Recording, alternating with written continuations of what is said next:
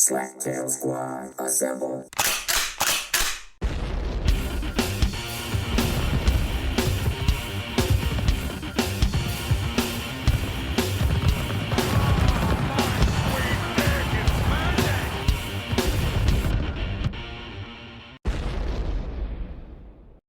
Welcome, members of Slaptail Nation. It's me, the Beaveman, welcoming you to another great episode of the Slaptail Squad. Members of my Slaptail Nation army, let's get ready. Today is my number one, Ronz. Hey, is it the Beaver Dam or the Beaver Den? Why are you cutting out? You are cutting in and out. I don't hear me cutting in and out. Okay. Probably issues on your end. Always. Yes, always. Also with us is our squad member, the Swan. The Swan. The Swan. Hello. Hello. And it's a little bit warm today. It is. It is. It is warm. It makes it a little hot in the beaver den. Okay. Well, yeah, I guess it could be. I mean, it is summer. It's not like it's the Arctic. I mean, where it could be cold.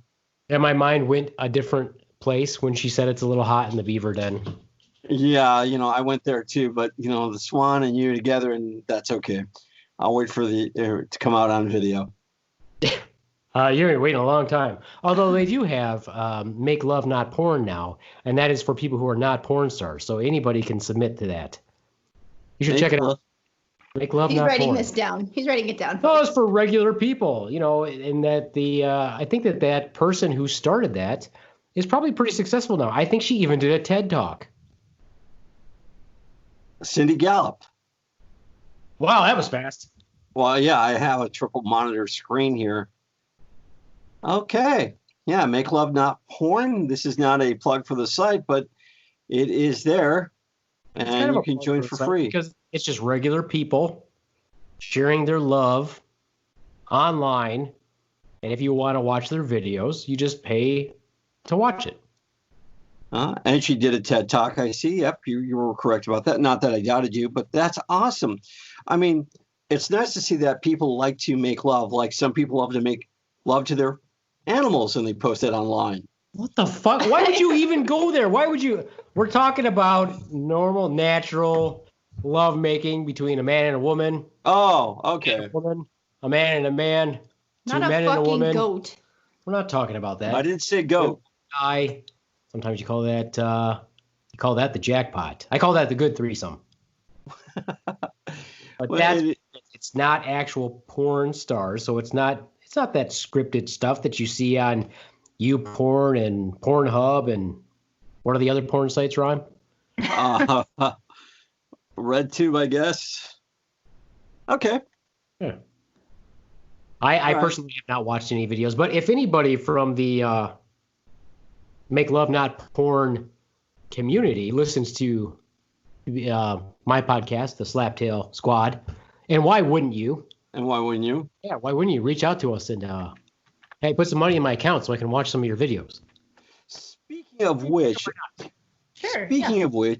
I got this interesting text from you because you've been saying, "Hey, Ronz, let's reach out to all these people in the community and see if we can get them on the podcast, if we could interview them or we could talk to them and then, whatever." And I got this interesting text from you saying I shouldn't ask for a certain person anymore. Why is that? Because I don't care. I don't know that person. I randomly mentioned that person, and for some reason that's stuck in your head, and now you were mentioning them all the time. It's not that I don't care. It's just, what do you know about that person? And nothing. That's why you get him on the podcast so you can talk to him. What I have for him. He's like, I don't know, 15 years older than me. Well, I mean, if he wanted to be on the podcast, knock himself out, but I don't know what I would say to him. Hey, Mr. Dupree, I know one of your songs. Well, I didn't mention a name, but you did. So I was going to think that, because of that, isn't that person associated with the band Wayland? Yes, they are. I mean, they were. I don't know if they still are. I have no idea. Okay, so there's your topic right there, the band Wayland, because I remember when you and the Swan were coming in at the dojo, and that's all you guys, and I think the daughter is on a lifetime membership, can get into any show at any time, right? Well, if we're going to talk about the band Waylon, let's go ahead and talk about them real quick. Okay. They have gone through, what would you say, changes, metamorphosis? Yeah. So the original members that we knew are not the original members anymore. There's only two of the original members, two of the four that we first started going to see. Oh, okay. Well, with any band, it evolves. Right. Yeah, it evolves. It's just, and of course, when they go through this growth period or they lose members or whatever, for the daughter specifically, she doesn't always like the changes that they make. Not that I blame her. I don't either. It's like this. It's if your mom divorced your dad. Well, I mean, yours did. Whatever. I'm hypothetically speaking. And then she brought some other guy around. You're like, well, unless you thought your dad was an asshole. I mean, personally, I'm not really sure why my mom stays with my dad and vice versa. Well, you just described part of my whole family scenario growing up. So, I can relate. But yeah, it's like, but I thought it was really cool that we could get somebody famous on our podcast. So I always put the word out. You're still assuming that we could get somebody famous on our podcast. I am always assuming we can get somebody famous. I believe my point was that there's so many other people that I would, if you're going to do a shout out for somebody, there's so many other people I would shout out to. Then give me a name. I don't know. Who knows? But can we talk about Wayland again? Just because it was kind of interesting that you brought that up. They just put a new song out today.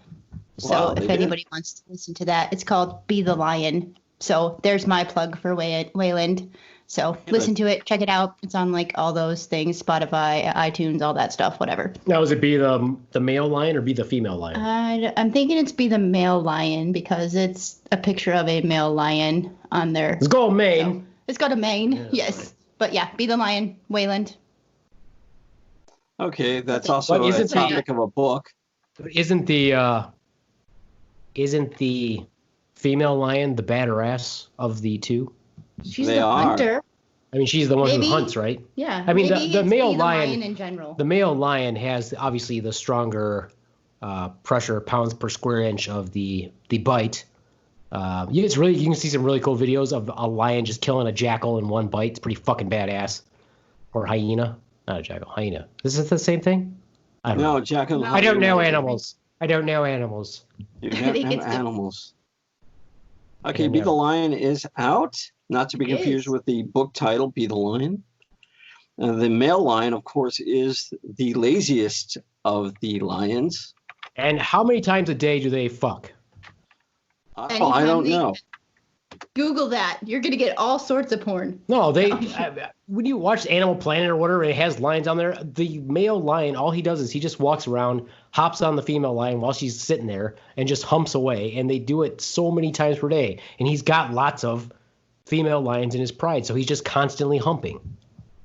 So apparently that's why you want to be the lion. Apparently. And you get the pick of the food, right? Because the female drags it over to you, you eat it, and then they get some. There's a drawback. The male lion can mate up to 100 times a day in a process that only lasts about 17 seconds.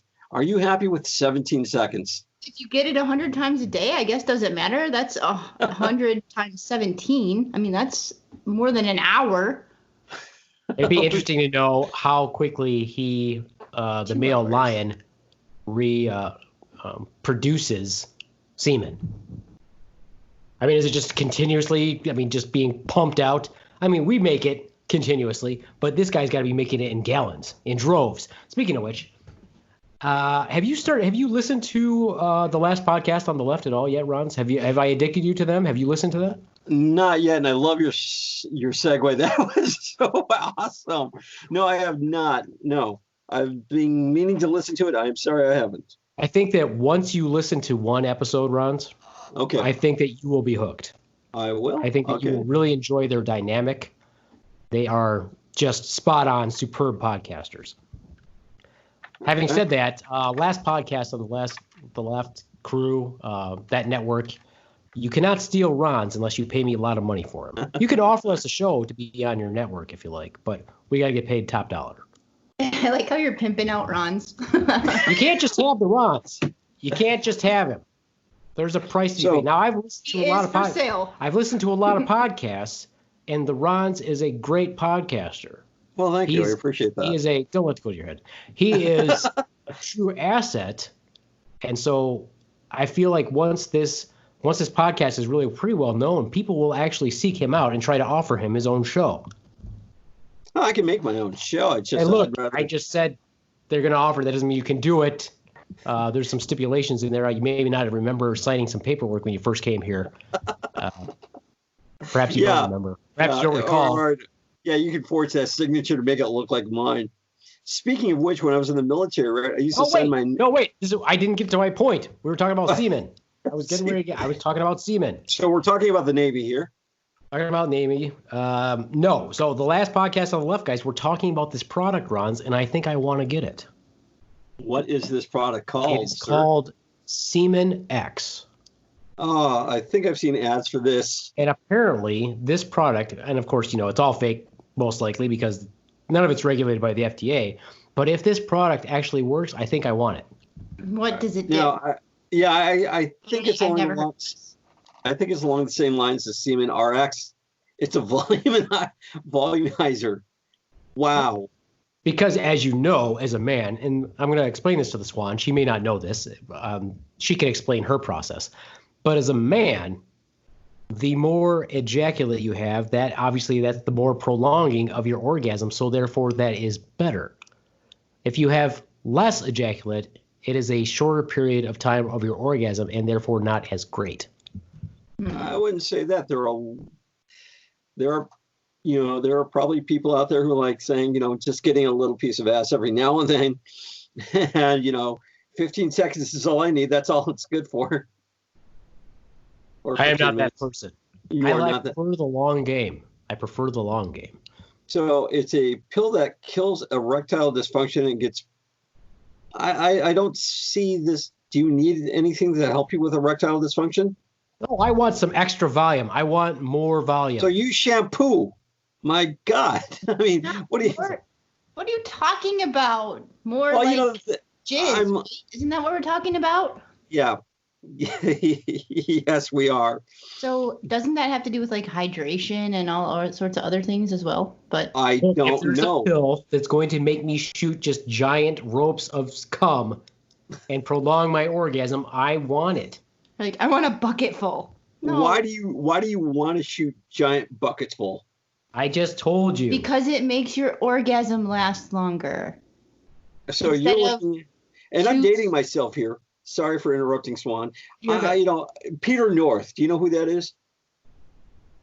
Is that a porn star? It is. It's from the 80s and 90s. If you look him up and you watch some of his performances, he is probably the model for this pill because he covers his co-star or drenches them with semen. Excellent. So, right. And I mean, you just look at this guy just doesn't stop for almost 2 minutes. It's pretty amazing. Might make me pass out. What's that? That might make me pass out. That's a long orgasm. Isn't that what you want though? Well, I mean, that would be great, sure, but I don't think that's good. Don't you want to be that male lion and just fall asleep afterwards? Yeah, but like I said, I want the long game. I want the prolonged and/or long orgasm. I really hope my son listens to this podcast. Yeah, that's great. That's great. Speaking of another segue, speaking of the boy.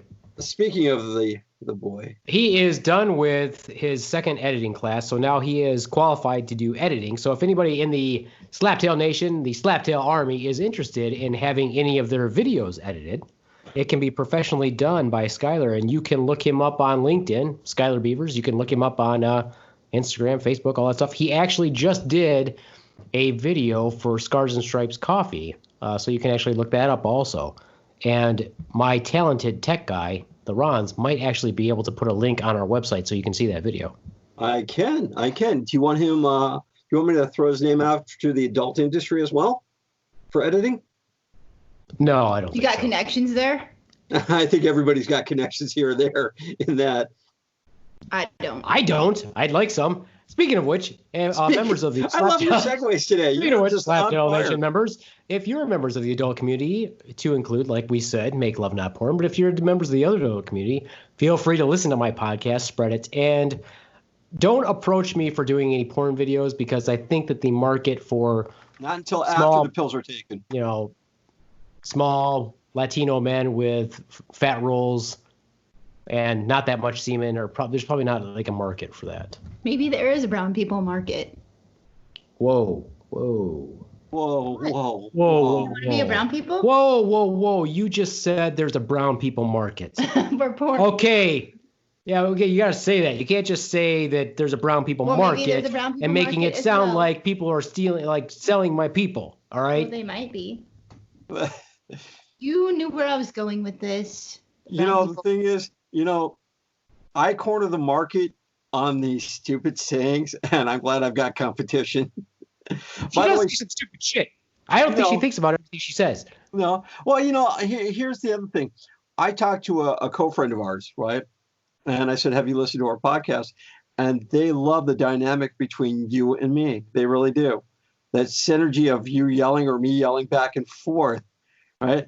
And I said, really, what do you like about it? It's like everything. You just have me rolling on the ground, laughing in tears, right? And I just love that. That is nice that your wife loves the podcast. Well, it's not only my wife, it's somebody else too. And I've asked them your imaginary, this is Ron's and mine imaginary friend that we share. Yeah. The thing is, I won't mention his name. That'd be a good idea. Yeah, but you know him, right? Well, I would assume so if you said that it's our co-friend. Yeah. He's probably the only person that you know there of his statute. So I'll give that cryptic clue out to you. His statute? Yeah, right. I will. So I was surprised, by the way, last week that you were gone. I didn't listen to the previous podcast all the way. I should have, but you were gone last week. How was your trip? I hadn't left yet. I was working. And then when I got home, you guys were already doing the podcast, and I didn't want to interrupt because it was planned to be done without me. And I was still charting. I charted for a good almost an hour while you guys were podcasting. I have no idea what charted means. Does that mean like you shit your pants? Yeah, that would be started. You didn't good say guess. started. Good guess, but no, I'm sorry. I should have explained that. When you go see your doctor, they do charting. There's a medical record, and they write that record, and that's what I was doing. So It's a record of what you covered on your visit, and that's done obviously for continuity of care so that you know what the hell you've been doing. And of course, it's also done for billing reasons so that your doctor can get paid for what they do. Which Skylar Beaver am I looking at? The director of the Lawrenceville Fund? No, that's not her. Him. That's not him. There's another Skylar Beaver out there. Well, there's probably a ton, but his last name is Beavers. Oh, that's why. That's why. That's why. And I assume, actually, if you go to Carrie's Scars and Stripes Coffee, you can probably see the video also. I could. I really was trying to get him, let me bust on him a little bit, if I can. You? Never. So he finishes this little project of his and brings it to me to look at. And I started watching it. And it's the beginning. You'll have to watch it. You'll see what I'm talking about. And it's talking about the Army, the Navy, the Marines, what year they were in, the inception year was, and how later on the Air Force was when it was inception, because obviously first it was the Army Air Corps. And obviously first there was no aircraft back in 1775. Actually, there were blimps. There were balloons. We have an Air Force anyway. And so he was showing pictures of service members. He mentions the Air Force and shows a picture, and then it continues on with the video. And I immediately looked at him. I'm like, you gotta be fucking kidding me. And he's like, what? And he started laughing. Do you know what picture? Can you guess what picture of a service member he used to depict the Air Force? Honestly, without looking at it, no, I can't. Well, he changed it because I was like, dude, you better fucking change that. So what did he use? He used the picture of of Captain Marvel from the movie. So one of the still frames of her on her jet. Okay. That might be a little copyrighted thing there because Marvel is owned by, I think, Disney. So that could be a bad move on his part. Yeah, but she's not in the Air Force. She's a fictional character. Why would you use that as your depiction of an Air Force person? And if I picked up on it immediately, other people would pick up on it. And if you're trying to cater to veterans, the first thing I said, I'm like, you better get rid of that, change it, because you're going to piss people off. And if you want to use a depiction of the Air Force, why don't you put a picture of Ronz on there? Oh, well, thank you. I appreciate it. Okay. I'm loading up the video now and I'm looking at it. Well, that was changed. So he's not doing that anymore. It's not on there anymore. But the point was, I thought that was a little silly. And I also thought it was silly that he figured that nobody would pick up on it when I picked up on it immediately. And then he backtracked and said he was doing it as a joke, just to be funny. So. Oh, no. You don't piss off a lot of vets and say you're funny. That's what I said. I'm like, you just want to piss. Admittedly, you're going to piss off the wimpiest branch of the military, being the Air Force. But why? Oh, yeah. But why piss them off? He agrees, and then he's like, oh yeah. Oh, wait a minute. Air Force. Yeah. Not that the Air Force changed the entire course and dynamics of war, right? Yeah. From just making it land war to a there's air a little war. called sea also. We were kind of doing sea battles also, not just land. Always Did in you do the voiceover on this as well? Yeah. I offered my services for the voiceover, but I think he was impatient and just wanted to do it himself. I have Wow, he used you in the picture. How do you know that's me? You can tell by my fat. You can see it on the video. Actually, if I look closely, right, and I will tell you what I know about you. Okay. So here comes that. Yeah.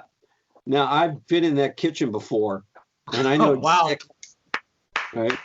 And on top of that, unless it's some guy with the exact markings on their arm, someone's markings like I'm a slave. Well, those brown people that the Swan said. Part of the brown market, the underground brown market. Yes. Yeah, I didn't realize he used you, right? Wow. Well, you hadn't seen the video. How would you realize that? Well, because I know you. I recognize your tattoos, right? I've seen you half naked before, too. Remember that. I was going to say that, but then I was like, that's a little creepy. But you just got creepy on your own. It's okay. What amazes me is the inappropriateness of the things that Ron says, and that's okay. Inappropriate. No, no worse than slavery done by the Swan. I think the Swan can top you on that because she said stuff about me having been in people's butts or having seen their vaginas before, who are my friends, who are our mutual friends. Well, you are a person in the medical field, so yeah, I could see that happening. Yes, but if people didn't know that and think that I had seen them as patients, they might think that was weird, especially when she's saying to my male friends, in front of the male friends and other people, that I've been in that person's butt. So it's a matter of location and context, then, is what you're telling me. Sort of like when my beautiful wife will go out and say something like, this draws me back to a story. We're on the Strip. And what Strip? Westnedge. We were before she was Wait a pregnant. minute. Well, just let me clarify before you continue. You consider Westnedge in Kalamazoo the Strip? What like would as you if call it's some major metropolis. I'm thinking Vegas. No, it's not Vegas. But I guess it could Definitely be Vegas. Not Vegas. If you feel the need to change the story to fit your little mind, you go right ahead. Please tell the story. Anyway, we went to. No, tell the story. I'm sorry, I won't interrupt again. That's okay. That's okay. So anyway, we were going to. I would like to hear this story. So if you could please just tell the story. Yeah. So we were going down Westnedge, and every restaurant. This is before we had our son, and I said, "Are you hungry?" She goes, "No." I said, "Any restaurant, right? Any place you want to go eat." No, I'm not hungry. Okay, we go to Myers.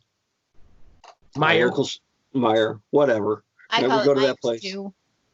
So we go to that little place, and then she comes up to me because I'm just standing there. We're in the middle of the market, and she goes, With a slack-jawed look on your face. She goes, "Can I have something to eat?" I'm like, "What?" Now, the context taken out is now if you overheard that, it looks like I'm just a jerk who won't let his wife eat. I said, "What do you want?" She goes, "I want a little fruit." I said, "Oh, you want a little fruit? You want a little fruit." We went up and down West Edge, and you want a little fruit now. She goes, "Oh, God, don't do this to me." Don't do what? Don't do this to you? Don't do this to me? My parents didn't accept me for me, so don't you dare do this to me here. So if you want a little fruit, let's go get some fruit.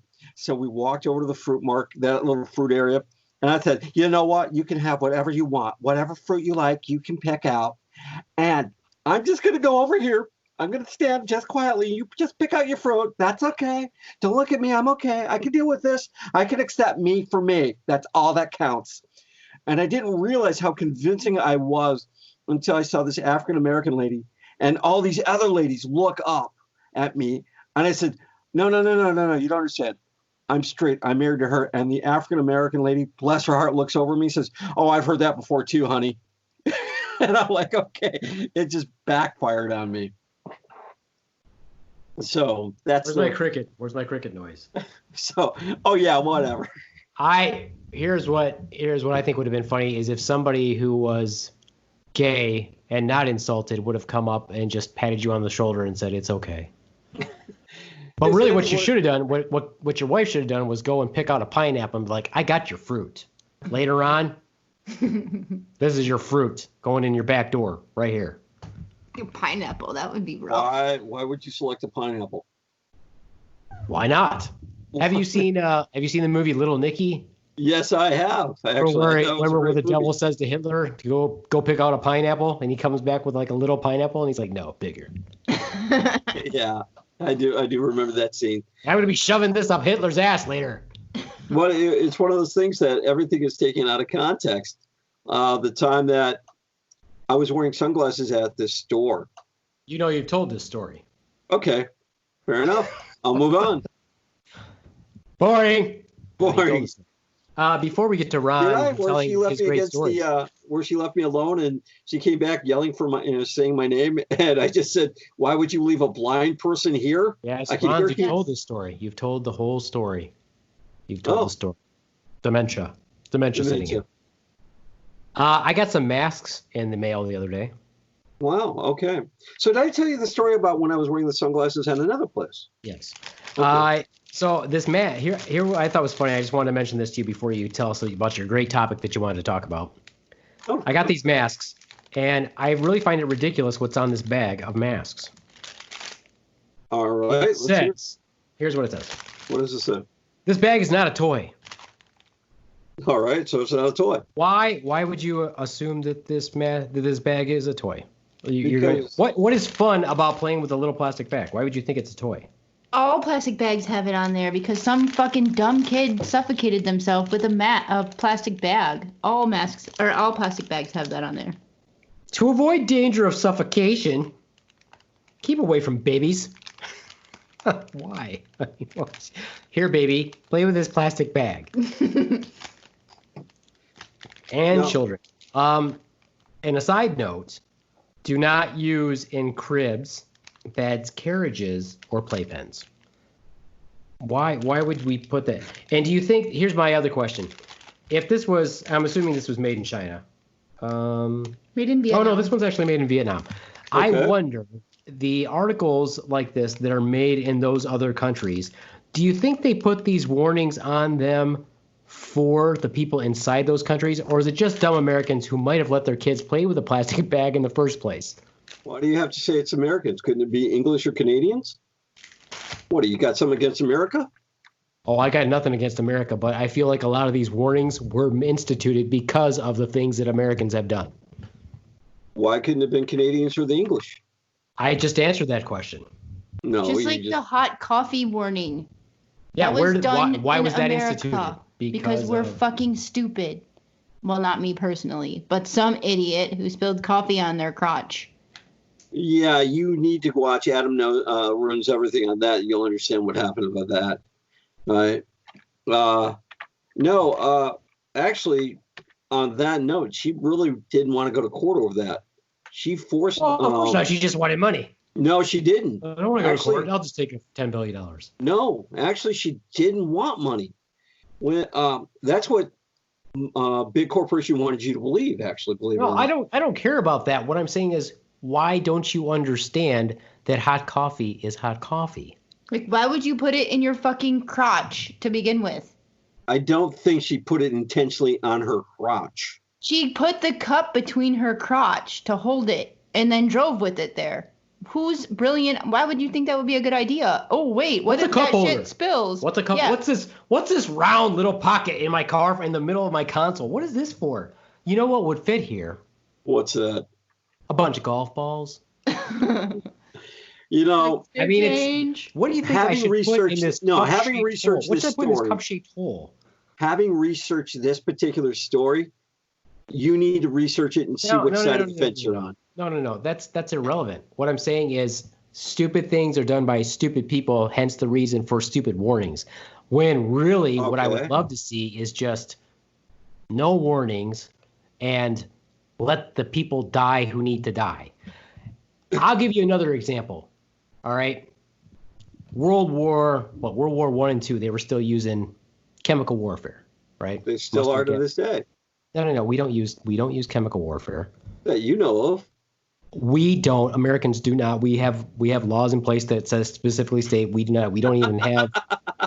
No, we do you not. Keep thinking that. Okay.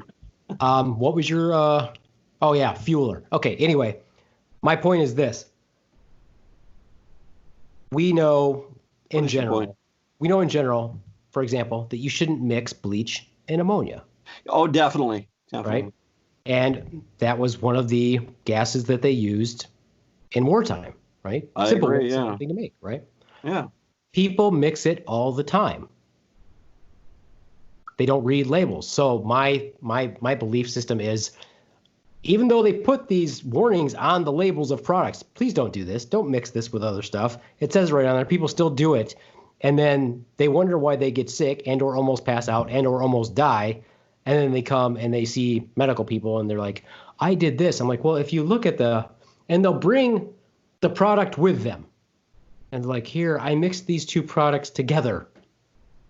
And they'll bring it to you and show it to you. And you're like, well, if you look on the back, clearly in large red letters, it says right here, don't mix and don't do this in an enclosed space, et cetera, et cetera, et cetera. Yeah, we put warnings on everything, but nobody pays attention to the warnings. Maybe we don't need all those warnings because people aren't paying attention to them anyway. Well, how many people have a chemical degree? What the fuck does that have to do with anything? Well, it's written on the freaking package. I don't have a chemical degree. You have fucking Tidy Bowl toilet cleaner. Why do you need to mix it with bleach? Don't you think the fucking toilet cleaner? I'm gonna make it stronger. The toilet cleaner is designed to do its job, like fucking clean the toilet. Why else would they market it as toilet cleaner?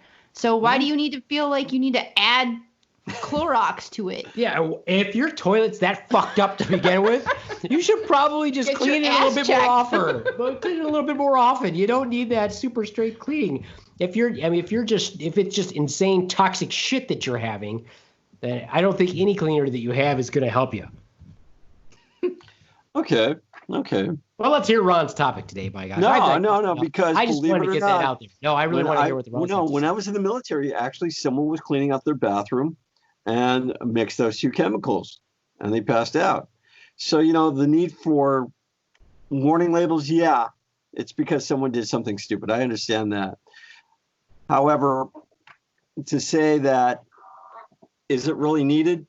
Common sense is more needed than anything if you're going to clean a bathroom with chemicals. Which, again, is what goes back to the point that I've made so many times before, Slaptail Nation, is that Darwin was wrong. How was Darwin wrong? Because he talks about survival of the fittest, evolution of a species. We don't follow that as humans. There's no such thing as, survival of the fittest. Because all these shitheads and all the people with low intelligence are still going to be saved by the rest of us.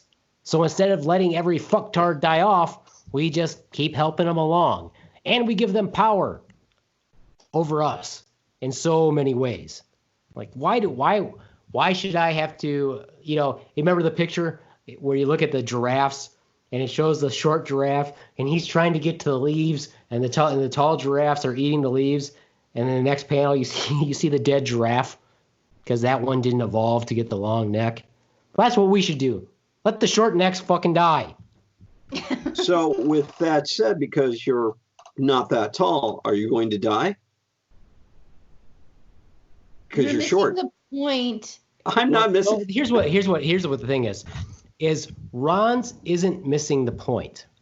He understands the point, but what Ronz inadvertently does is when he thinks he should be clever, he thinks it's funny, but he really comes off as an asshole.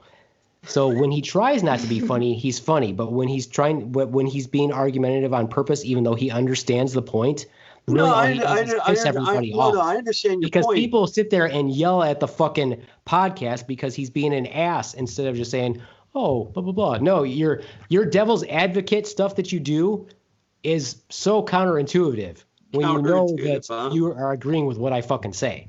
So if I always agree with your logic. And I understand the evolution thing that we're helping a lot of people survive that shouldn't survive. But if the short people or the short giraffes aren't allowed to live, what happens? The world would be a better place. We have long-necked giraffes. Okay. Dude, we cater to those fucking dum-dums. Dum-dums. I'm trying to be nice. Trying to be nice. So much. Like, this reminds me of a story. I was working in the ER. Years and years ago when I was in my 20s, and this girl would come in all the time just malingering and drug just seeking. Hold on a second, Ronz. I'm just going to imagine her in her 20s. Hold on. It's good times. Oh, yeah. Yeah. Okay. All right, go ahead. Okay. So anyway, in my 20s, working every freaking night, working, going in, having a job, working. And this girl would come in. What? Were you working? I was working, yes. So this girl would come in almost every night that I worked, like asking for drugs. And it used to piss me off so bad. I'm like, what are you here for now? I mean, trying to do your job and take care of the person and get your complaint. I have a headache tonight. Okay. So you do all your stuff. You're trying to be nice, but at the same time. So one day I'm like, why are you here? She's telling me she's got a migraine, but yet she tells me she loves my bracelet and my perfume and all. I'm like, can't you get a job? Like, why do you come here every single night just for drugs? I can't work, she says. I'm like, okay, you're 25, 26 years old. Why can't you work? Well, I can't get a job. I'm on disability. Disability for what? Because I can't read. For fucking real? Like, hooked on phonics, go to fucking school. How can you be on disability for the rest of your life because you can't fucking read? Like, I'm pretty sure. Go to school. They have special ed classes for that. They have hooked on phonics. There's something. And just because you can't read doesn't mean you cannot work. There's plenty of people who can't read that work just fine. So why are we catering to that? Well, maybe they can become a better person. Did anybody ever take the chance or the time to teach this poor person to read? I think the point is, why would they be on disability for that? Why should we pay for that? It's not like she says, oh, I have an anoxic brain injury. I didn't get enough oxygen in my brain because I had a seizure, and now I can't focus, and my memory only lasts 6 minutes. Hi, I'm Karen. What's your name? Well, I had an anoxic brain injury. I can only concentrate for about 6 minutes at a time, and I'm disability because I had a seizure. Oh, hi, I'm Karen. What was that? 50 dates, right? 50 first dates with Adam Sandler? Yeah. But why? First of all, I'm not defending what happened, but I've seen people like that where they have no concept of reading, right? Or they can't grasp the concept. You say they have no concept of reading? Yeah. This reading thing that you're talking about. Yes. Explain. I have no concept of that topic itself of reading. Tell me more. When you've already been around that, when you've already been around that, you've read most of your life. You really have.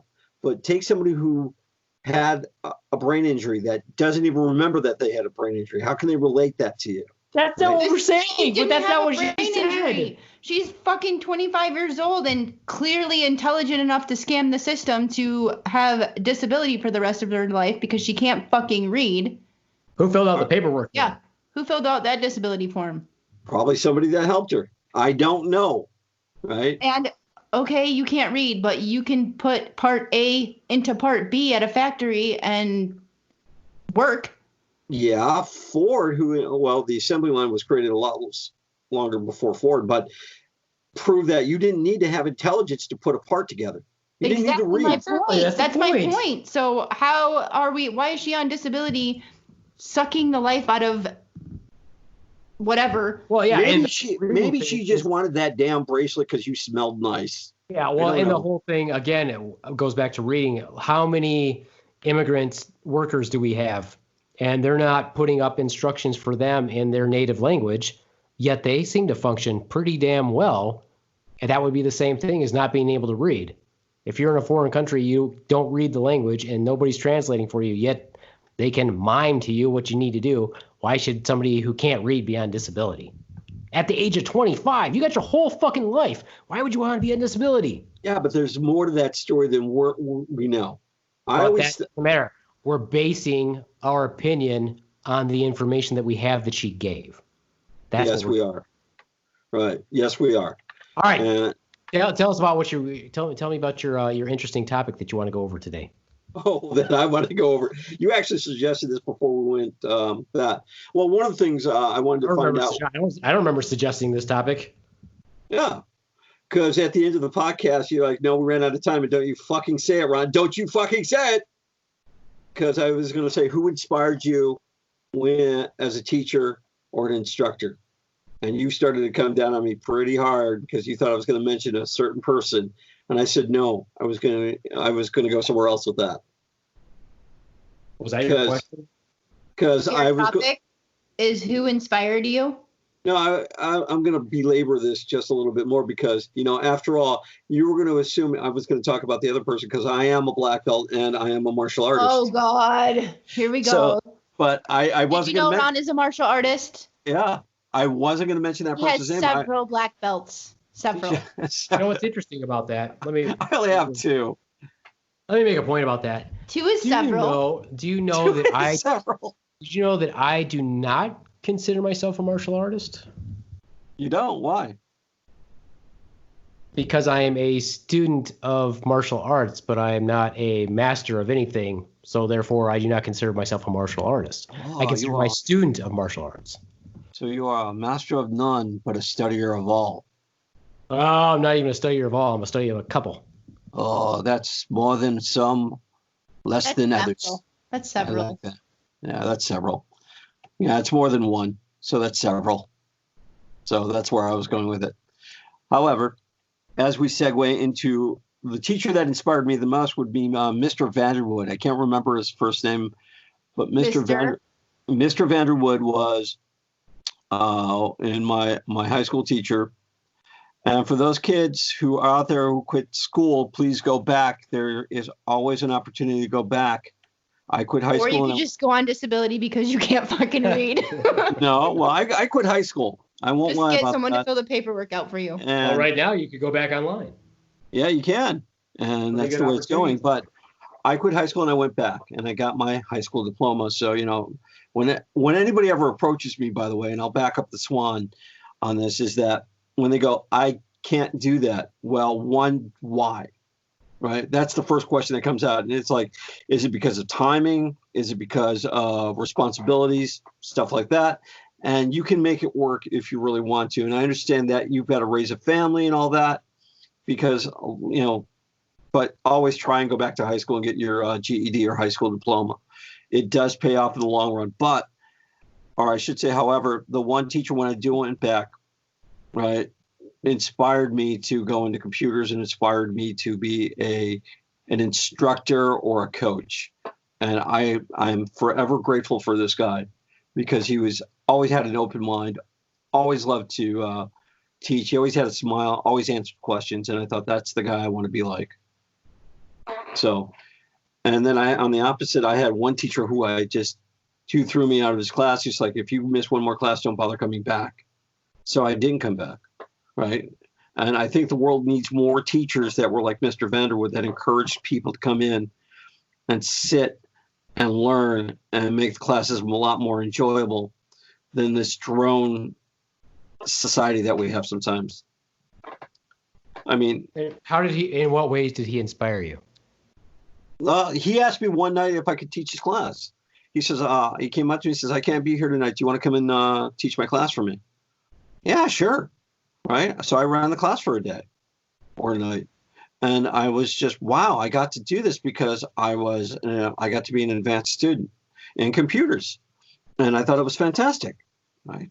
So if you apply yourself and really try hard, you can do anything. Right. And this is what don't let any doors hold you back. Yeah. Really? Really, yeah. If you try hard, you can do anything. Yeah. So do you think that's really true? I do. Tell me what What if I wanted to be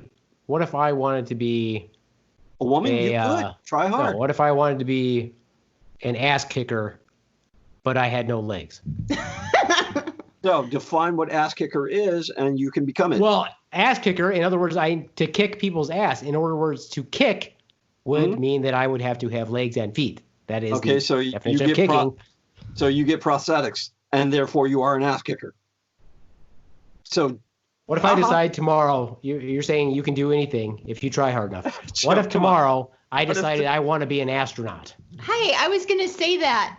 I wanted to be an astronaut. Believe it or not, I was just listening to NPR, and there I don't was. Believe it. No, I was. No, I don't. There was a guy. You said, believe it or not. Believe it or not. There was a guy on one of the shows this weekend. I will look it up. Who wanted to be an astronaut, and at his age, it was a little far-fetched, he said, but he applied, and guess what? He made it to, I think, the first round. And he almost got in. And then he said, his wife said, and I'm going to butcher the story, but his wife came out and says, do you know how much an astronaut makes? We can't live on that. But his little 4-year-old daughter says, Mom, let him follow his dream. And he realized. She's like, shut up. Yeah. He realized that he might make it, but there was a greater chance that he wouldn't make it. So he emailed NASA back after making it to the second round, saying, thank you for the opportunity, but I'm going to give someone an opportunity too to make it, because he was one of 7 applicants to make it out of 10,000. They were looking for 7 applicants to go out of 10,000 applicants. So he was just one of 10,000 actually. Right. So let me ask this question then.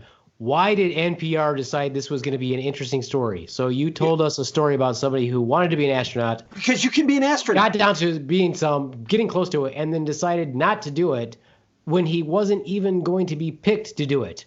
We have no idea whether this guy was going to be picked or not. Was not. He dropped out. He dropped out. That's not, you're not listening to what I'm saying. Yeah, I am. Why are we hearing a story? It's not like it's not an interesting story. It would be an interesting story if they said, "You're the guy. You're our guy," and then he's like, "Yeah, I can't do it." It's not an interesting story. It's just some fucking retard who decided he wasn't going to do it. No. And really, would you? Because you just said if you got that far along. What if I want to be an astronaut? You know it. If you got that far along, and you gave up your dream, of doing it because your wife said, "You know how much they make?" That's so unrealistic. This guy's a fucking liar. He wasn't going to get selected in the first place. He just wanted to quit. He cracked and decided he wasn't going to do it because he knew deep down that there's a good chance he wasn't going to get picked anyway, and he chose a way out. He would have made it, but it's one of those things where he didn't think he would. We don't know he would have made it. That's the whole point. It's not an interesting story because he wasn't the top guy. We don't know. He can sit there and you know what that guy's going to do? He's going to beat himself up the rest of his life because he took this shit way out. He took the easy way out. So instead of making it all the way and then being eliminated by NASA or being picked by NASA, he decided he was going to take his way. He would have been eliminated by NASA, no doubt. He would have been. There were a lot more virile people other than him. Again, my point. So he couldn't be an astronaut But the thing is, he pursued his dream. He didn't. He didn't pursue it. He pursued it to a point Just and far enough. quit. Fair enough. But you ask, what if I want to be an astronaut? You pursue it, and then you let them decide. But you can be an astronaut overnight. Submit. Well, I can't be. I can't even do jujitsu rules without even throwing up. That's even better. So I can't do. I want to be an astronaut. I'm pretty sure I can't. Do you know what? When I was a kid, I threw up on the gravitron. So there's no fucking way that I could be an astronaut. I think you could. No, I couldn't. I can't ride the merry-go-round without getting seasick. Even better. Even better. No. Do you know how hard it would be to barf in outer space? Actually, I do not know. But all over you. Like, well, it would be all over them because no, it would be all over me. I'd be puking in my fucking spacesuit. But it's funny that we talk about astronauts. I was listening to the comedy channel. I can't remember which one it was because there's multiple comedy channels on Sirius XM. And I'm not stealing this joke. I wish I knew the guy's name to give him credit. So if anybody knows the comedian I'm talking about, but he was talking about astronauts, and he said, you know what, astronauts, they have no right to be cocky because the first species or animal that we put into space was a monkey. So why are they talking so much shit and acting like badasses when they're doing a monkey's job? Actually, the first animal into space was no. I said that we put into space. The Russians as Americans. Yeah, okay. Yeah, you I'm like, okay. Yeah, what do you think I'm talking about? You think I'm talking about the whole world? I'm talking about America. Yeah. No. America. That's what you're talking about. Yeah, America. So why are astronauts so cocky when they're doing a monkey's job? Thank you, comedian, who said that, because that's pretty fucking funny. Mm-hmm. But your question was, could you become an astronaut? Yeah, you could. Have you thought about it? One, I don't care. That wouldn't be my choice. I was just picking something. But you could. So no, I couldn't. You have a degree? The only way I could be an astronaut is if all of a sudden, within the next 5 to 10 years, space travel becomes a way of our life and anybody could do it. That's Actually, the only anybody way can do it. Do you have enough money you can go into space? But again, I can't do it because I don't have that kind of money. And if I had that kind of money, I sure wouldn't spend it on a 50-second shot up into the space and then come back down. You sure? I would be rich. I might get the costume. No, I keep money. You might get the. Thank you. If I had money, I'd buy my own island. And where would your island be? Well, I don't know. It would have to be whichever ones are on sale. There are several islands on sale right now. Again, I'm not. Oh my God! You know what I want to do? Reach through this phone or reach through this computer and slap the fuck out of Ronz. I'm gonna slap the fucking pink off of him. What, you got something against pink people now? Let's hear if the Swans has got anybody that was her inspiration or that she was motivating. Yeah, but anybody can be anything. So yeah. Anyway, go ahead, Swan. I'm going to disagree with the Ronz. I'm going to agree to disagree with you. I do not think that is true. Okay, fair enough. We'll just say I'm right. Moving on. Okay, if that was true, I'm just going to use this as an example. Why isn't Bernie Sanders president? He's got to go through a Democratic election, which is coming up. He's working his whole life to try to become president, and he's failed twice. So you said anybody can do anything that they want to do. He didn't make it. He didn't make it through the primaries. Okay. So you just said that they can do it. No, there are factors that are always going to be at play against you, despite what you do. So to say that people can do whatever they want to do in life, that's not true. Well, you can try to do it. No one ever says you can't. Yeah, you add the try in there. Add the try, like Mr. They don't call you Mr. Tripod for nothing. They, because you try. Anyway, okay, that was lame. Let's hear the Swan story. Yeah, let's hear the Swan story. I guess I would say I have like two people in my life that inspired me. So my first one would be my second grade teacher, because my whole life was not the greatest if we want to think about it. So I grew up in Detroit. I had to put it out there. I knew you were going to bring it up. But I went to school in Detroit, my second up through third grade. And by that time, I was a minority in my school. Me and my sister were the only white people in the entire school. And it was a big school.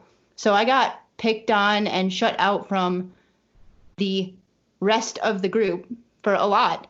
But in second grade, my teacher was awesome, and she was very motivating, and she put out a thing at the beginning of the year that if anybody didn't miss a spelling word all year long, they got a special prize at the end of the year. So in every week we had a spelling test, and you'd get a star if you got 100%. So all year long I worked really, really hard to get 100% on all of my spelling tests, and I was the only one out of her 2 classes that she taught to actually get 100% on the entire thing. So I don't know, that motivated me to study and work hard and not care about the rest of the class, I guess.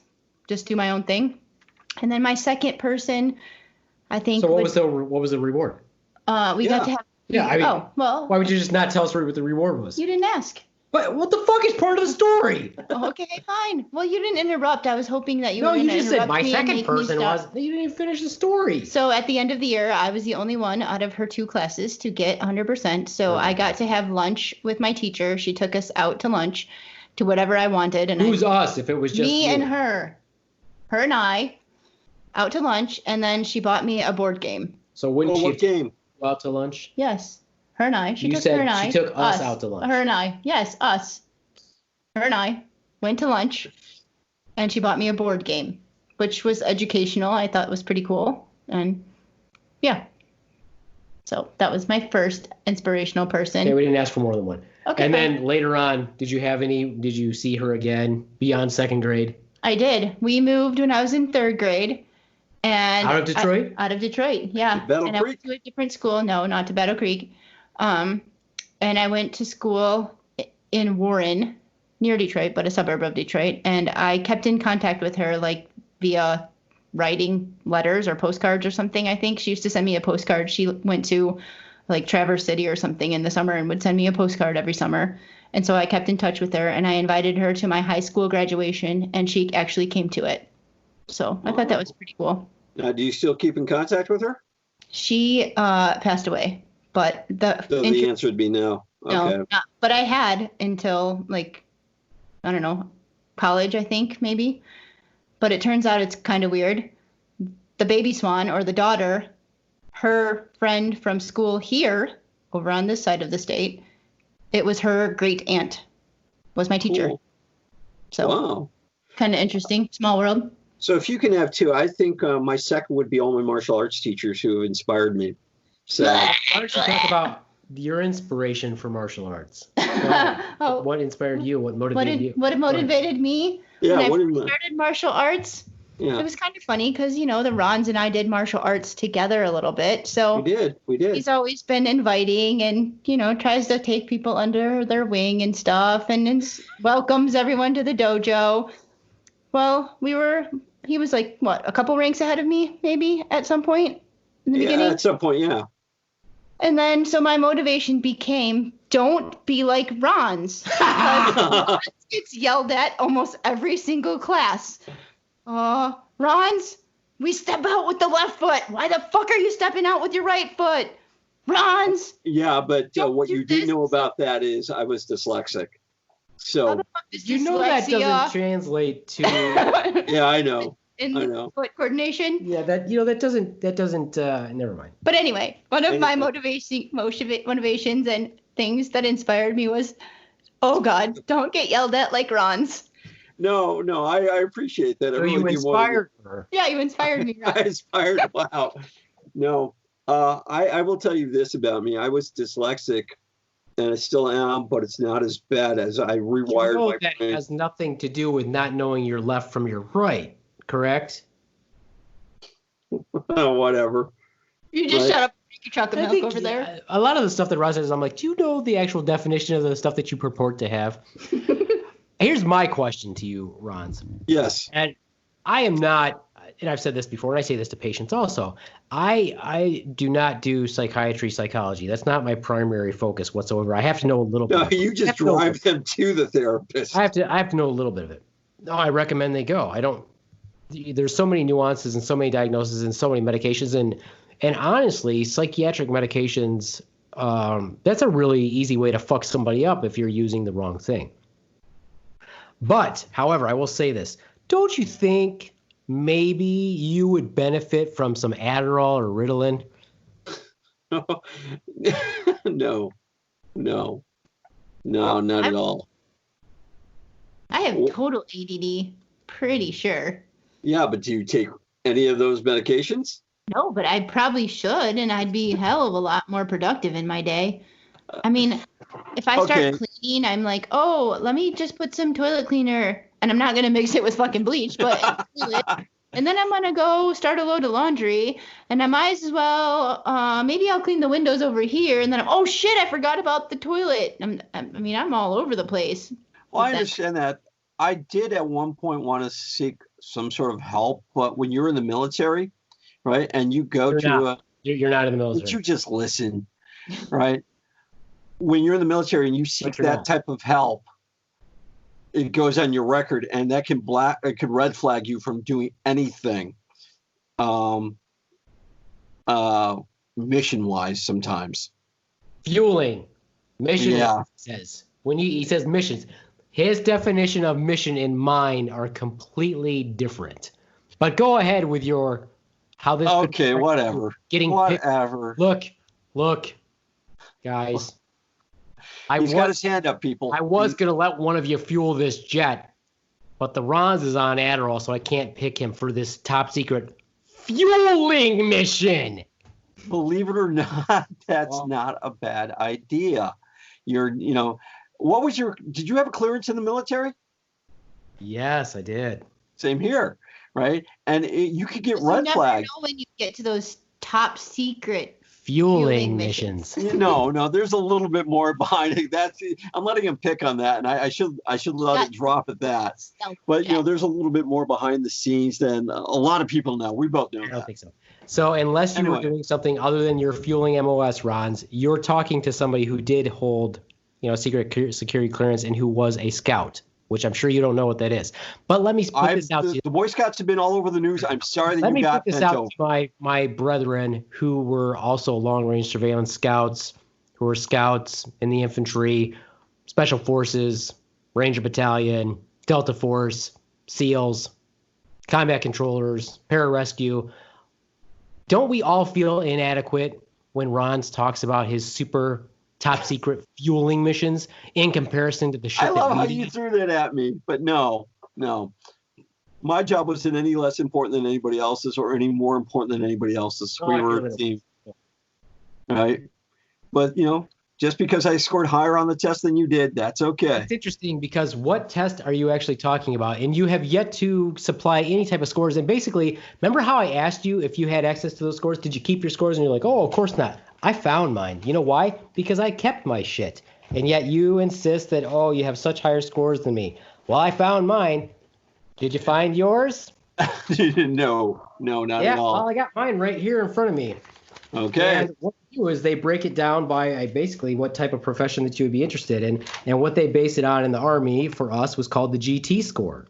So how many times did you get qualified for a cook? Once again, as I told you, I could have picked pretty much most of any job that I wanted to pick. I picked infantry because that is the job that I wanted to do. So the GT score, is my understanding, I believe, goes up as high as, I think, 145 or something like that.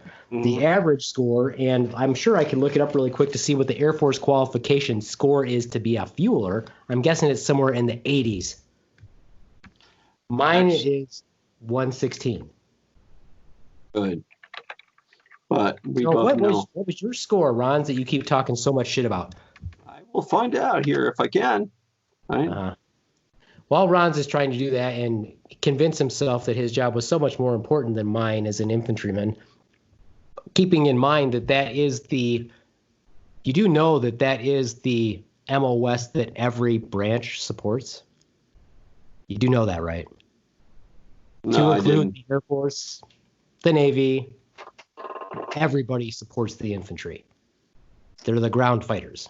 So everybody's job is to support the infantry. So the guys flying jets, what do? They fly over, bomb the area in preparation for what? Then the naval gunships can fire and prep the area. And tanks and artillery and everything. And you know what they're prepping it for? They're prepping it for the infantry to go in and kick the shit out of everybody. So everybody supports the infantry. That's what everybody's job is, support the infantry. Well, I don't think I can find my scores anywhere. I'm sure you can.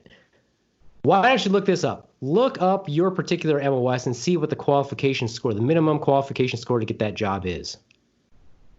Okay, I can do that. And I know that the minimum qualification score to be an infantryman is probably like 90 or 85. It's probably pretty low. All right, let me tell my inspirational person story before we get off here. My most inspirational person in my life, and I don't even know if he would be listening or not, is my first team leader in Germany when I was a measly, unimportant infantry long-range surveillance radio telephone operator on a long-range surveillance team. Not as important as fueling, let me tell you that. I remember the first time I met him. His name, Staff Sergeant John McGlinchey.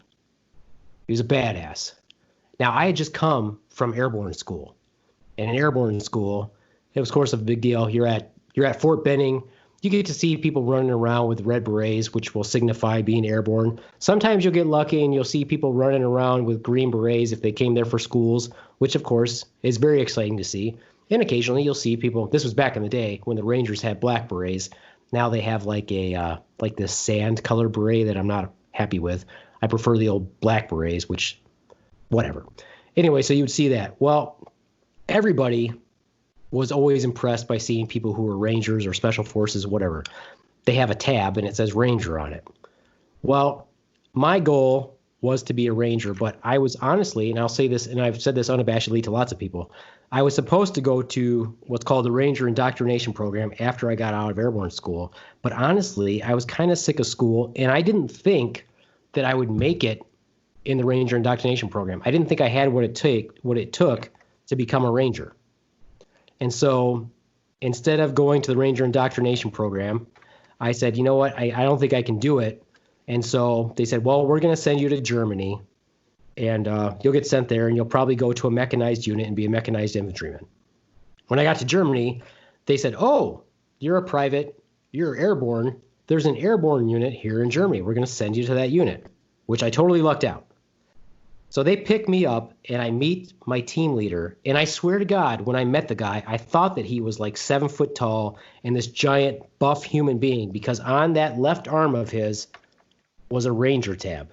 And I was like, holy shit, my team leader is a Ranger. This is the first time I ever saw one up close for real. And I thought that he was a god. He was this rail skinny, kind of hunchbacked, smoked nonstop, drank coffee nonstop, but could still run like a 6-minute mile consistently. And he was a total badass. He was very inspirational. And every time in my career, I always thought to myself, am I doing everything that would make him proud of me? Even he used to smoke the shit out of me all the time, which means he made me do PT every time I fucked up. I did push-ups all the time. One time we had just cleaned we'd cleaned our M16A2s, and I had put it back together, and I put it by my bunk, and I had inadvertently left it on fire instead of on safe. There was no ammo, no weapon, nothing like that. That's still a biggie. It is a biggie. And he saw it, took me outside with my gun, with my weapon that I had just cleaned. It was raining, it was snowing, and it was muddy. And he made me do combat drills up and down this hill in the mud, in the snow, in the rain for probably like an hour until he decided that I knew that I would never leave my weapon on fire again. And I never did. So a lot of people might look at that and go, oh, everything that guy did to you, he was a fucking asshole. But he really wasn't, because everything he did to me was teaching me a lesson. I agree. And I always thought that he was the most inspirational person I ever knew. And I saw him again. Our first team got back together. Not all of us, those who could make it. We all met in Louisiana, in New Orleans. And because he retired. He retired from the military as a sergeant major. And I hadn't seen him in, 20-some years. And I remember seeing him, and it was great to see him again. And I told him, all the great things that he'd done and how much he'd inspired me and how proud I was to have known him. Did he tell you to shut the fuck up? But I also said, damn, it looks like you look like a guy who ate my team leader, because he was big and fat now. But He wasn't a real skinny guy. He wasn't the real. He laughed. So if you're listening to this, Sergeant McGlinchey, you know how proud I am of the influence that you've had on me and how proud I am to have known you. He knows it. I mean, but the other thing is, of course, obviously he stayed in the Army his whole, for a career as a sergeant major. So he would have come in contact with a billion other people. So even though to me, he's a big deal, a big part of my life, I'm sure I'm just a tiny blip in his, which is fine because that's how it is. When people inspire you, you don't mean, the people that you inspire, the relationship or the feelings that they have for you is different for the ones that you have for them. Obviously, it's not usually mutual. Well, and I don't think he probably thought he was inspiring people. He was just doing his job. Like, he didn't set out to be your inspiration. That wasn't his purpose. He should have. No, I'm just kidding. So. No, but one of the things that he told me, I just look back on, how you can watch The Karate Kid and a lot of the things that was written in the script that Mr. Miyagi says, how a lot of it relates to life. And there's not a time that goes by that there's probably not a month that goes by that I don't hear somebody say something that Mr. Miyagi said. Because it was all common sense stuff. It was all smart stuff. Yeah, I agree. No such thing as can't. Do or do not. That's one of the famous things he said.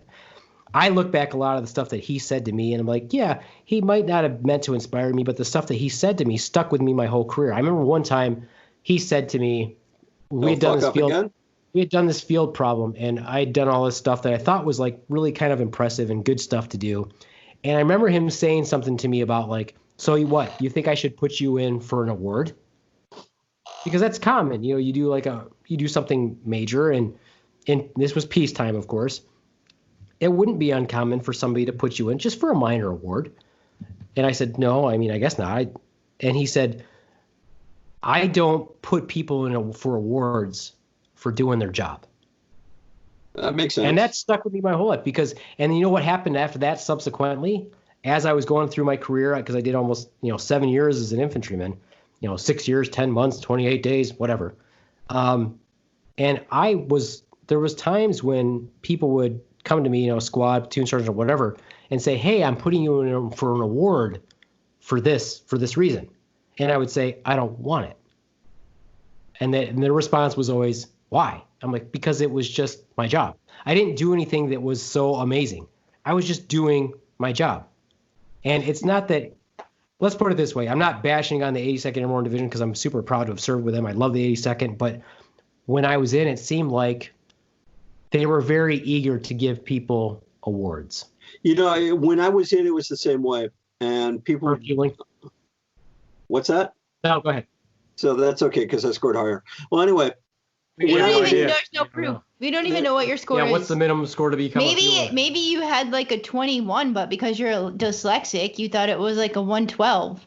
It could be. Anyway, one of the scores, one of the things is people would ask me, why don't you have a little bit more awards and everything? And I said, and no one ever asked me that question, but I always got dinged for not doing something. If they people asked you and then you said, but nobody ever asked me. Well, in a way, because they never came out and they said, why aren't you asking for an award, or why aren't you, getting one, right? And I'm being rather cryptic here, I really am, but it was because I didn't believe in them. When everybody else did stuff to go out and get the awards, I'm like, my mentality was, I signed on the dotted line. I'm here to do a job. I'm here to serve my country, right? If something happens to me in the process, oh, well, I knew the consequences when I signed up, but I didn't want any type of recognition for doing what I should have naturally done, what I signed up for. Like we had below the zone where you got rank early, right? Or you went out and volunteered for doing other things and you got recognized, got an award from your squadron commander or something like that. I'm like, why should I get an award for something I'm already doing, right? That's part of what I want to do. I remember me and this other guy, Murphy, right? We were just two stripers, I think. And we were told to go to this building and we were told to take out all these camouflage nets and fold them, right? And that's what we did all day. Right? We folded them, we packed them away. Right? So when we got back in, it's like we had a good day, and it's like we lost a couple of buttons because if anybody's ever tried to fold up camouflage netting and you got your uniform, your buttons are going to get caught and ripped off, right?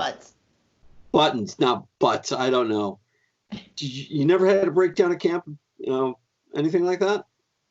This is one of those hardcore military stories. Please continue about the trials and tribulations of folding camo nets. Your buttons. Please go about. Please tell us.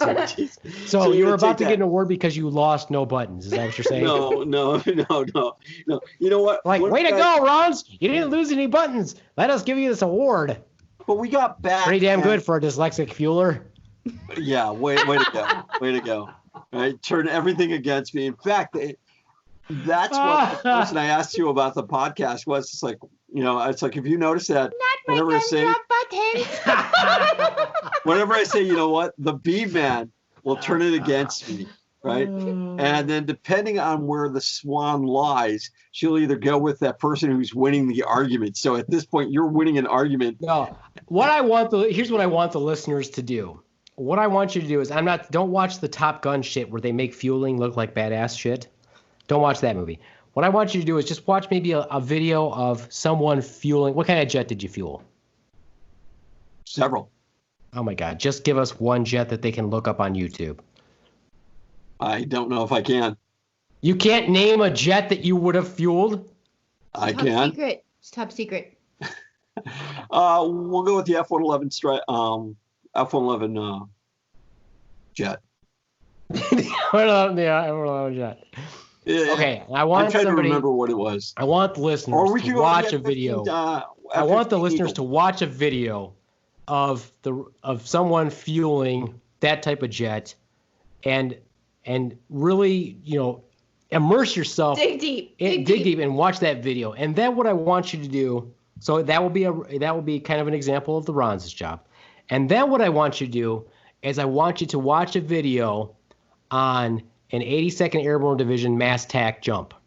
And then watch that one, because that's what the Beaveman used to do.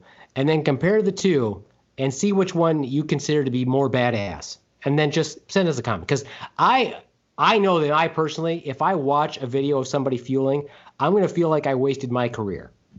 The thing is, I'm not saying your job was a badass, right? You were a badass. You really were. A little bit more than me. But you couldn't go anywhere without fuel. You need the Ronz. Yeah, because without POL, you're pedestrians, right? Well, that's what infantry is. Pedestrians. Well, how are you going to get over to we'll say the European theater? How are you going to get there? Well, again, the point is, yes. No, the point is you haven't answered my question. But no, this reinforces my question that I had to you earlier. Okay. What was your job in the big picture? What was your job? Oh, in the big picture, support. Exactly. Supporting. The question that you just asked me was, well, how would you get there? Exactly. Supply and logistics, if you really have to really break it down. Supply and logistics. Right. But are you seeing my point? Mm-hmm. Your job and everybody's job is to get us to the fight. Oh, so you guys need us to get you there. I see how it goes. Oh, my God. Did you not? Which makes your job what? Priority. Ancillary. No, you dumb. Oh, my God. It's kind of like my clerk.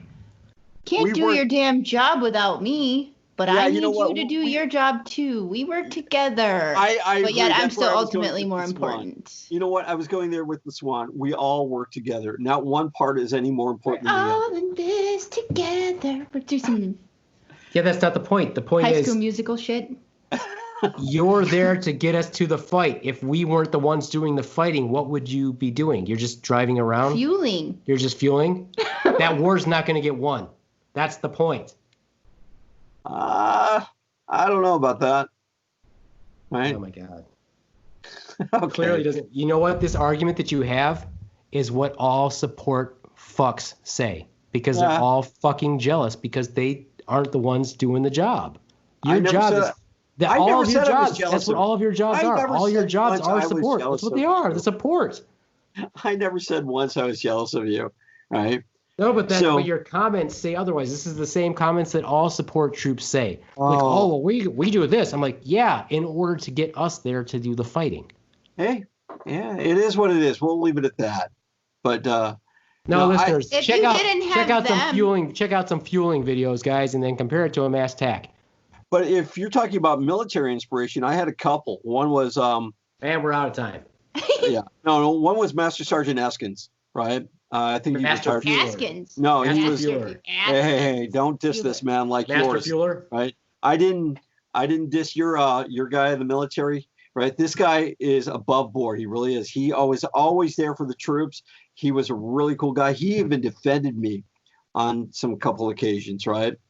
And the one thing about this guy is he was always calm, level-headed, knew how to talk to people, right? Same way with, I want to say, Chief Carroll, right? And Bob Fruth, who's still alive and kicking, and same with Sergeant Eskins. Could you name off anybody else? Go ahead. Will you just tell us why this person was so great? Because they were so calm and level-headed, and they inspired other people to be respectful. Even at his rank, he never talked down to you. He talked to you.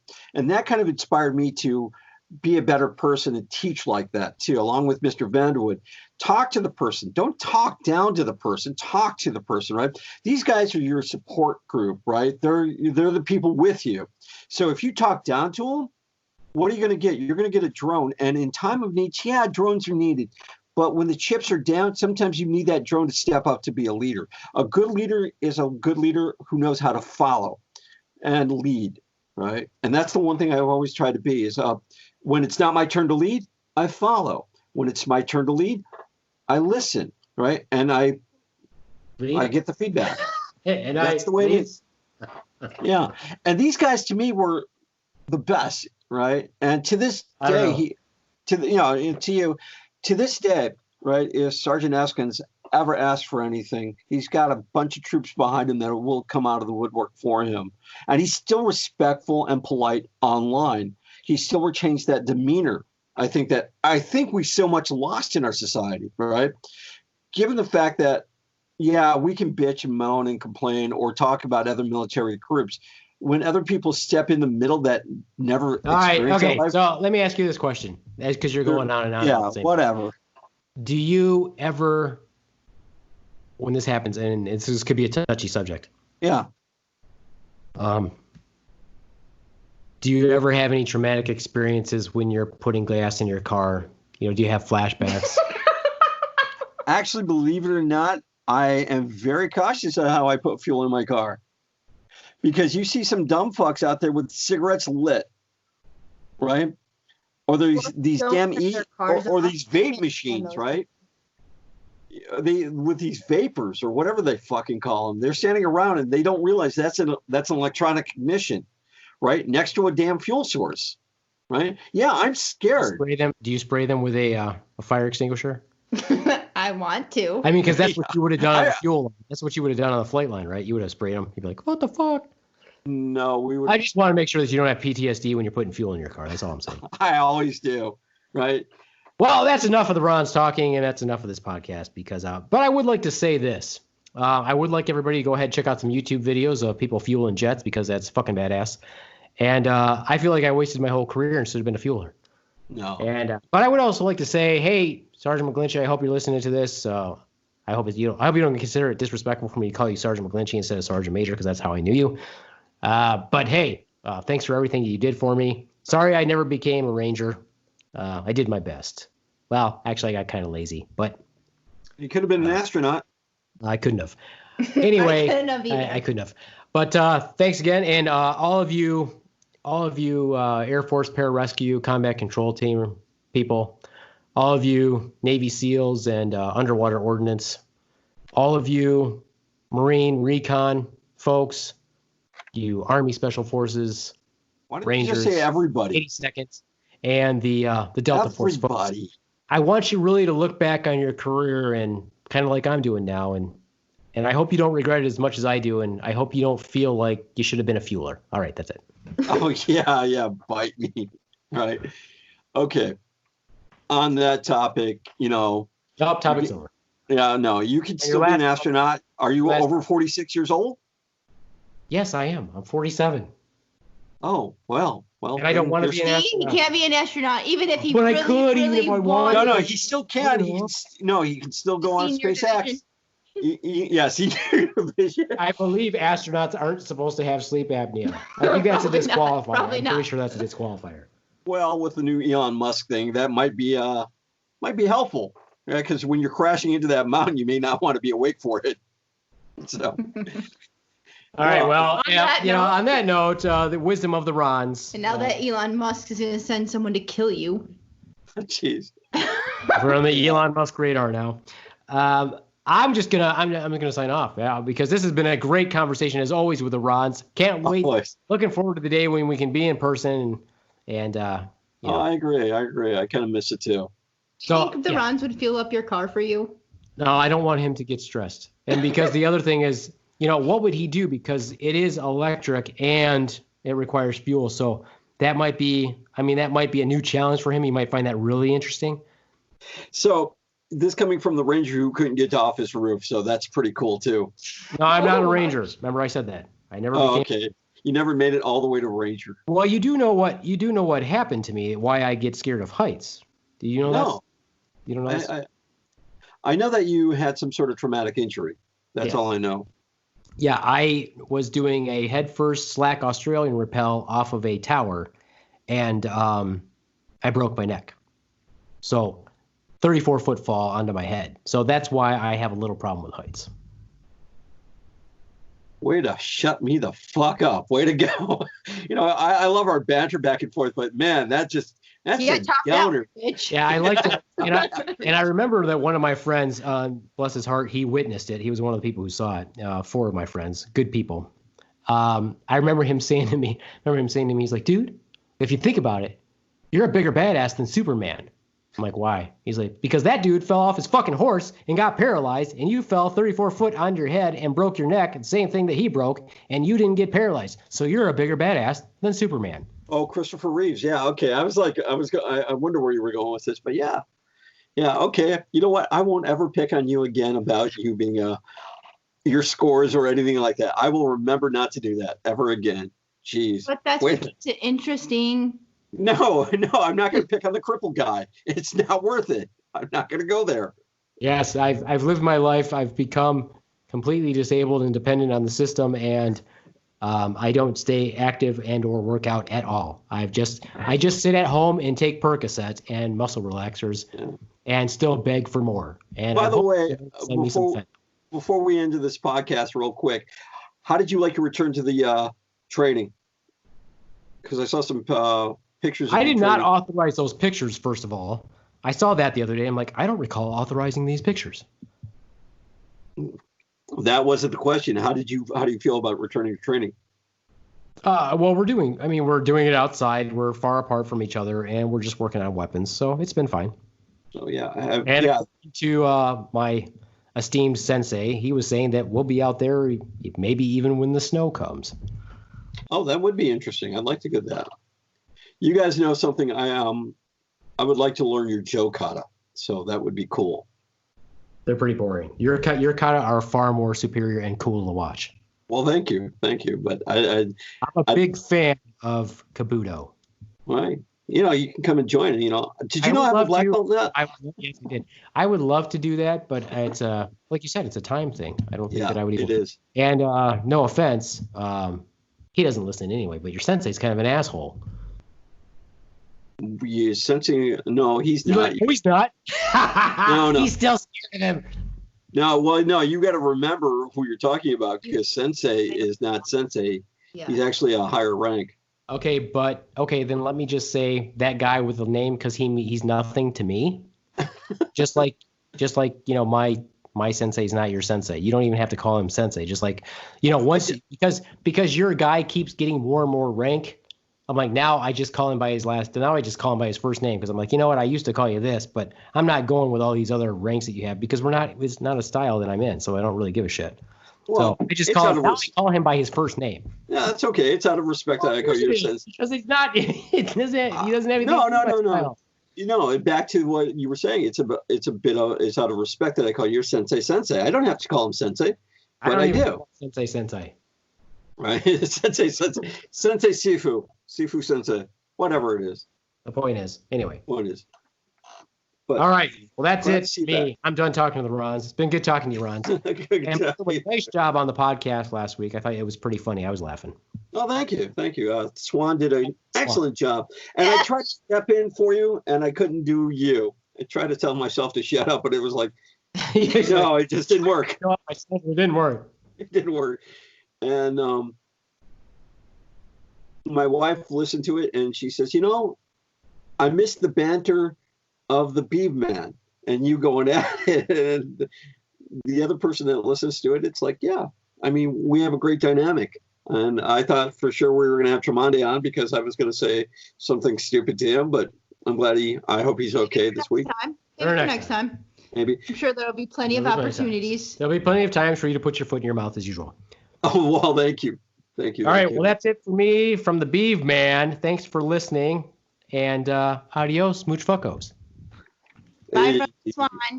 Hey, take care, guys.